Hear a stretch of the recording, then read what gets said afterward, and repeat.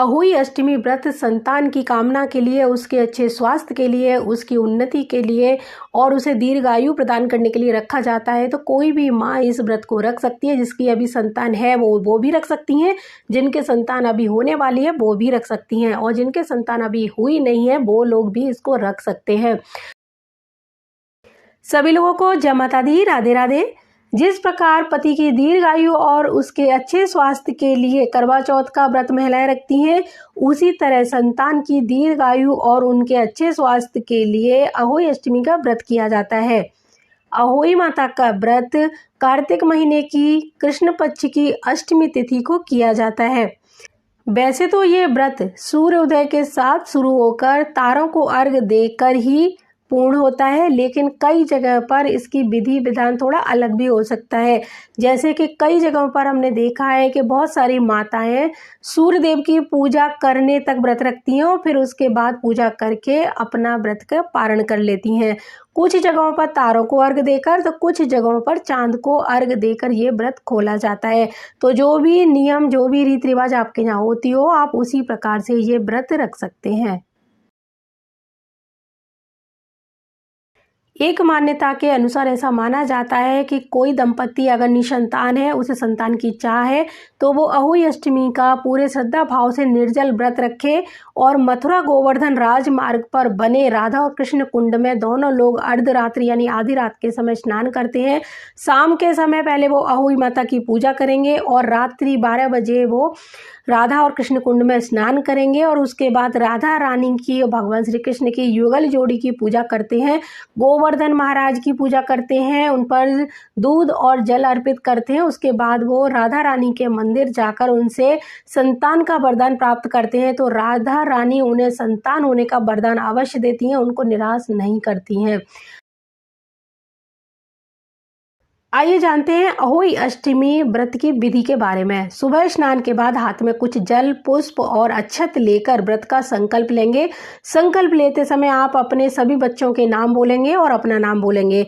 उसके बाद में आप अपना व्रत शुरू करिए। पूरे दिन निर्जल व्रत रखना है, कुछ भी नहीं खाना है, कुछ भी जल ग्रहण नहीं करना है। जिन स्त्रियों से इस तरह भूखे प्यासे व्रत नहीं रखा जाता, तो वो दिन की जो स्याऊ माता की पूजा है यानी सूर्य भगवान को अर्घ देने के बाद ये व्रत खोल सकते हैं। बाकी लोग चांद या तारों को अर्घ देकर खोलते हैं, तो अपने यहाँ का नियम फॉलो करें। आइए अब जानते हैं अहोई अष्टमी के व्रत में कौन कौन सी सामग्री एकत्रित करनी है। आपको लेने हैं कुछ फल, ऋतु फल ले सकते हैं, जो भी चल रहा हो। फल, फूल, मिठाई, धूप, दीप, 7 प्रकार के अनाज, जल से भरे हुए 3 पात्र, घी का 1 दीपक, दान की सामग्री, यहाँ पर दक्षिणा अपनी सामर्थ्य के अनुसार लें, वस्त्र और श्रृंगार की कुछ सामग्री।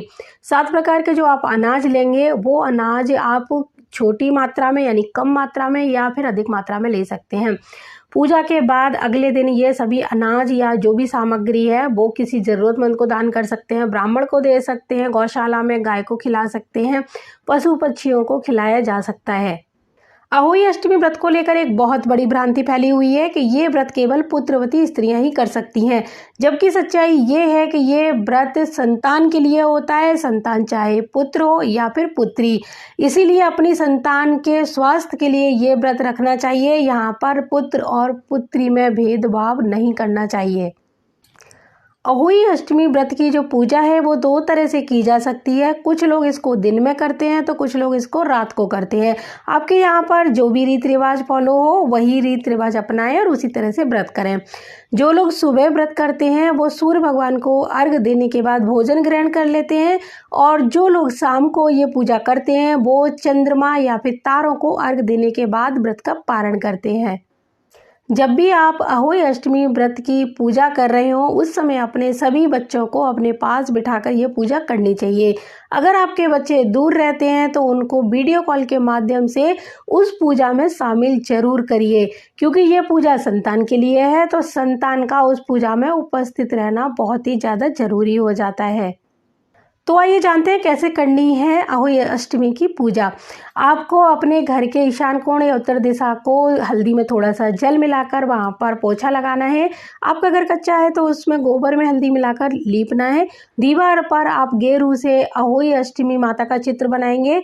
अगर आप बना बनाए कैलेंडर या तस्वीर लेते हैं तो बहुत ही अच्छा रहेगा, क्योंकि उसमें सभी कुछ बना होता है।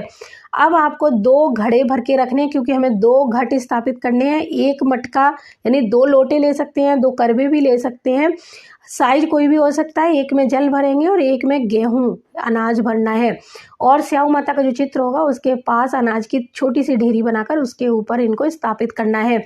ये पूजा यानी ये सब चीज़ें जो रखी हैं 7 दिन तक उठेंगी नहीं, इसलिए ऐसी जगह को चुनें कि 7 दिन इनको बिल्कुल हिलाना नहीं है। दोनों मटके रख लीजिए। स्वाग की सामग्री, कुछ दक्षिणा जरूर रखिए। 1 दीपक रखिए। दीपक भी अनाज के ऊपर ही रखना है। और आपको दान करने के लिए कोई भी अनाज ले सकते हैं, सामग्री रख सकते हैं, जो भी आपकी श्रद्धा हो। कुछ दक्षिणा जरूर रखिए। ये सब आपने वहाँ पे रख लिया। फिर रोली से आप सभी देवी देवताओं की जो चित्र में बने हों उनकी सबकी पूजा करनी है। उनको कलावा अर्पित करना है वस्त्र के तौर पे, वस्त्र के रूप में। इस तरह पुष्प चढ़ाने हैं। ऋतुफल जो भी हो, सिंगाड़ा इसमें बहुत ज़रूरी होता है, सिंगाड़ा ले सकते हैं। सब चीज़ उनको नैवेद्य यानी अर्पित करना है। और जो 2 घट रखे हैं उनकी भी बराबर पूजा करनी। 7 प्रकार के अनाज रखिए और पूजा के बाद इन अनाज का दान करना है। कई कई जगह पर चांदी की स्याऊ की एक माला बनवाई जाती है और उस माला की पूजा करने के बाद, पूजा समाप्त होने के बाद उस माला को अपने गले में महिलाएं धारण करती हैं। जितने संतान यानी जितने बच्चे आपके पास होंगे उस माला में उतने ही मोती डाले जाते हैं। अगर माला आपके पास नहीं है तो कोई बात नहीं, बिना माला के भी आप पूजा कर सकते हैं। अगर स्याऊ माता की माला है आपके पास तो उसका पुराना धागा बदल के नए धागे में उसको पिरोकर और उसका पूजन करने के बाद ही उस माला को गले में धारण करें। तब तक उसको पूजा की जगह पर रखा रहने दीजिए। पूजा आपको करते समय अपने हाथ में 7 दाने गेहूं या चावल के लेके कथा पढ़नी चाहिए। सिर ढककर कथा पढ़ेंगी।